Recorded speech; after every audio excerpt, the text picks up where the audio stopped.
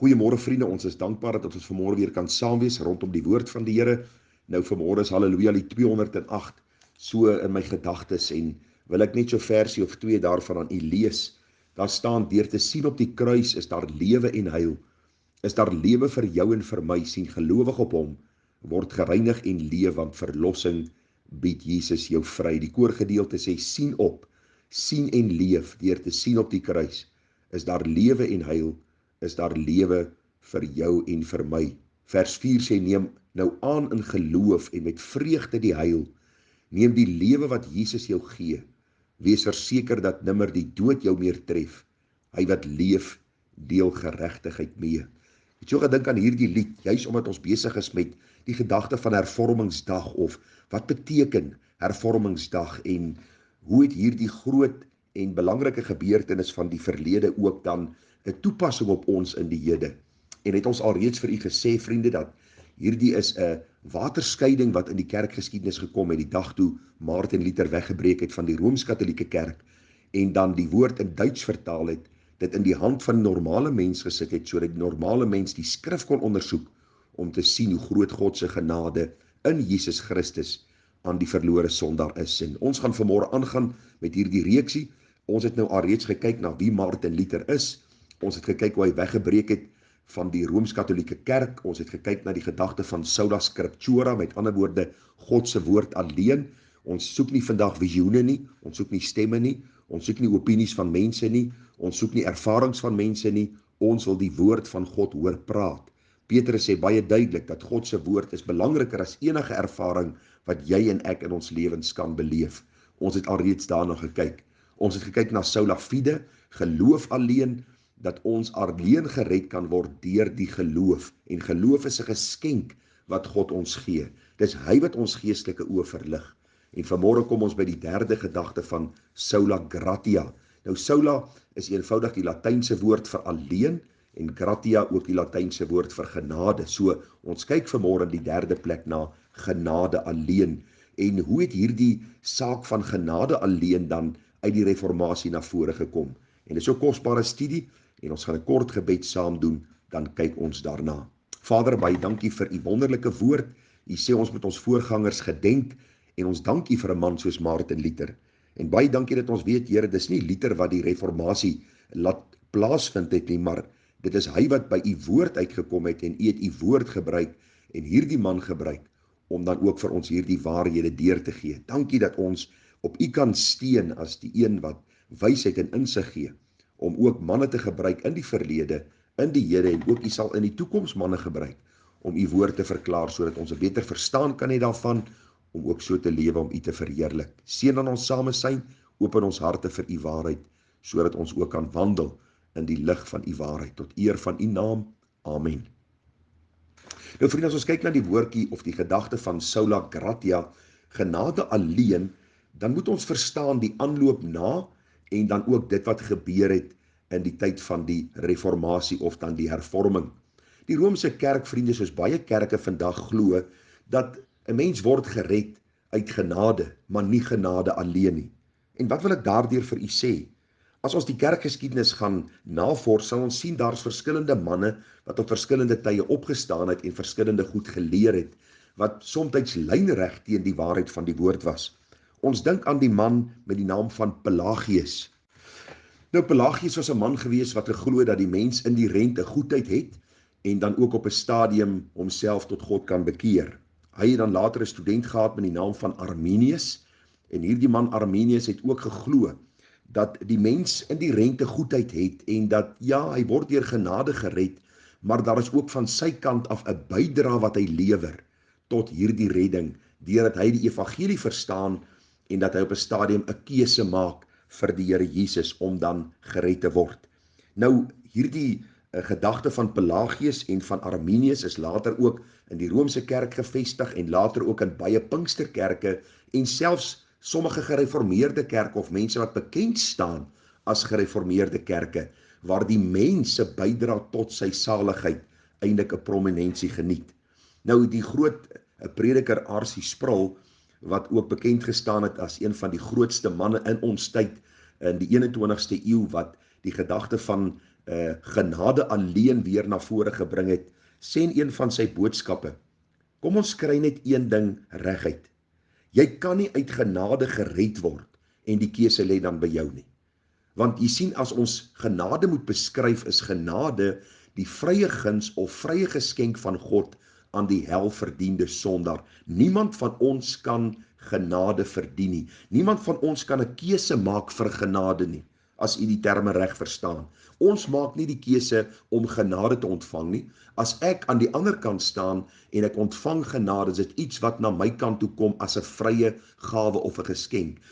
Ek kan nie soos 'n boemelaar voor iemand gaan staan en aanspraak maak op iets wat hulle vir my uit genade gee, omdat hulle oor my barmhartig wil wees nie.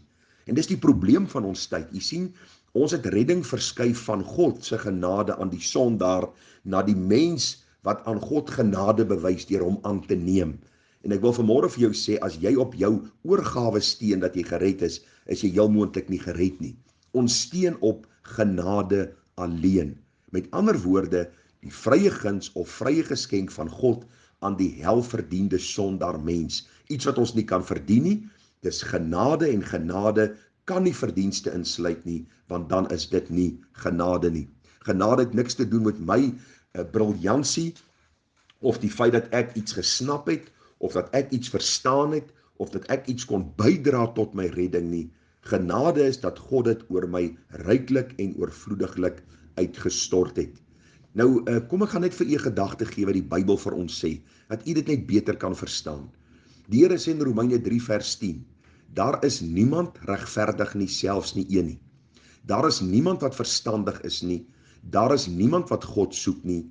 Hulle het almal afgewyk, saam met hulle ontaard, daar is niemand wat goed doen nie, daar is selfs nie een nie. U sien, van nature is ons nie goed in onsself nie.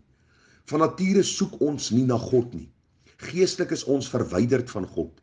Alhoewel almal nie so sleg is soos hulle kan wees nie, is ons nog steeds almal sondaars met geen aptyd vir God uit onsself nie. Ek wil hê u moet vanmôre hierdie saak verstaan, want as u dit nie verstaan nie, as u dink uit u self is daar iets goeds wat na God gesoek het, dan verstaan u nie genade nie. En dan kan u ook vanmôre miskien deel wees van hierdie verkeerde stroom wat sê, ja, ek is gered uit genade, maar jy moet dit onthou, ek het ook 'n bydrae gelewer tot hierdie redding van my. En dis verseker nie so nie. Paulus kom baie duidelik, en ek gaan vir u hierdie klompie verse lees, dat u net kan verstaan die hart van die evangelie, die hart van die apostel Paulus, en dan ook wat die hart van die reformatie was. Waarom Martin Luther nooit vrede kon kry nie, en toe hy hierdie genade smaak, het hy 'n sterk kampvegter geword vir genade en genade alleen. Ek lees vir u wat staan in Efesiërs 2 vers 1 en verder. U kan die Bybel oopmaak as u wil, en daar staan, en julle het hy, dis God, en julle het hy lewend gemaak, wat dood was deur die misdade en sonde. So ek was dood in my sonde en misdade, so God het my lewend kom maak. Ek het nie eers lewe in myself opgewek, en toe sien ek genade, en toe sien ek Christus, en toe vra ek, Here, nou wil ek u genade hê nie. Ek kom eis nou u genade vir my op nie. Nee, vriende, die teenoorgestelde is die waarheid. Toe ek dood was, het God geestelike lewe kom bring. Nou sê hy verder, en julle het hy lewend gemaak, wat dood was deur die misdade en die sonde, waarin julle tevore gewandel het volgens die loop van hierdie wêreld, volgens die owerste van die mag van die lig, van die gees, wat nou in die kinders van die ongehoorsaamheid werk, onder wie ons almal ook vroeër gewandel het, in die begeerlikheid van ons vlees, toe ons die wil van die vlees en van die sinne gedoen het, en ons was van nature kinders van die toorn, net soos ook die ander. Jy sien, ons het geen aptyd vir God gehad nie.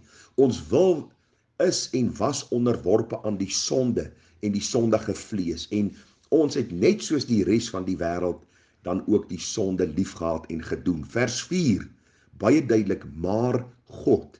U moet hierdie woorde in u Bybel onderstreep.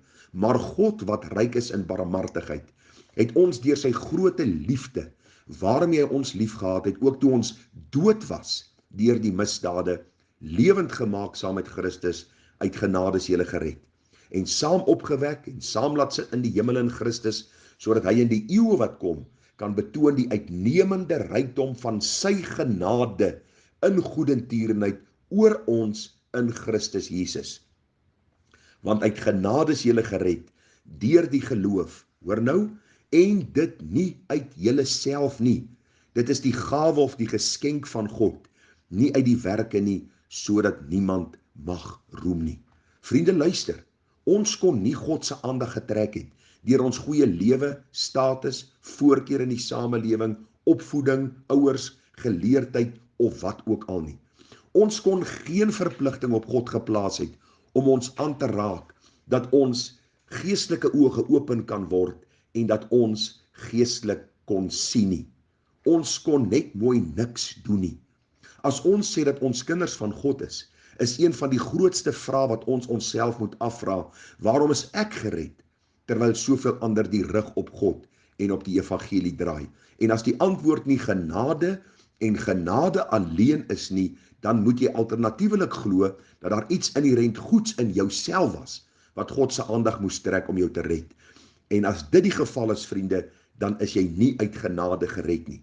Dan sê jy, soos hierdie manne soos Pelagius, Arminius, die Romeinse kerk en baie ander kerke, ja, genade het 'n rol gespeel, maar ek het ook 'n rol gespeel. En dit kan nooit wees nie, dit mag nooit wees nie. Want Jesus sê vir Nikodemus, as jy nie weergebore word nie, kan jy die koninkryk van God nie sien nie. En dan sê hy in Johannes 3 vers 8, die wind waai waar hy wil, en jy hoor sy geluid, en jy weet nie van waar hy kom en waarheen hy gaan nie, soos elkeen wat uit God gebore is, wat uit die Gees gebore is. Ons weet nie hoe God se Gees dit werk en bewerk nie, maar een ding wat ek vir u kan sê, as u vanmôre gered is, dan is dit genade alleen. En daarom wil ek vra dat u op die knieë sal gaan en vanmôre sal sê, Here, dankie dat u genade oor my oorvloedig was. Dankie dat ek kan weet dat ek hierdie kosbare geskenk ontvang het om kind van God te wees, omdat u genade oorvloediglik oor my uitgestort het. Mag u en ek opnuut vanmôre verstaan dat die hervorming vir ons belangrik is, omdat hierdie man Martin Luther hierdie saak verstaan het, dat ons nie deur werke gered kan word nie, maar dat dit genade en goedheid en guns uit die hand van God alleen is. Seën vir u, mooi dag verder, en môre kyk ons bietjie na Sola Christo, of Christus alleen, en hoe hy alleen verheerlik word ook in ons redding. Mooi dag vir u verder, tada.